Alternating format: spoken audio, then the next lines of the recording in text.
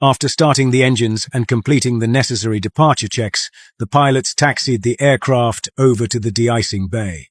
Per the instructions from the crew, a qualified ground crew began to spray a hot glycol solution over the wings to remove the snow from the surface.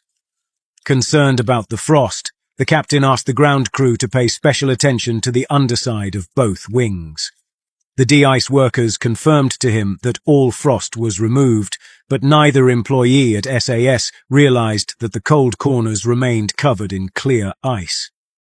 Through a series of slips and cracks in the process, SAS Flight 751 left the ramp with significant contamination on its wings, putting 129 lives in grave danger without their knowledge. Given the go-ahead from the ground crew, Captain Rasmussen took the aircraft onto the taxiway and headed out toward runway 08. Within a few minutes, the pilots completed the required pre-takeoff checks, and at 8:45, the MD-81 was lined up on the runway and ready to begin its journey. As the captain applied takeoff power, the engines spooled up and the aircraft began to accelerate. The MD-81 lifted off the ground shortly thereafter, starting a gentle climb from wintry Stockholm.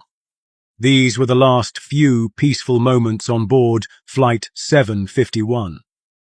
Only 25 seconds later, as the airplane was crossing an altitude of 1,100 feet above the ground and entering a cloud layer, a series of loud bangs coming from the tail section shook the entire cabin, alarming the pilots.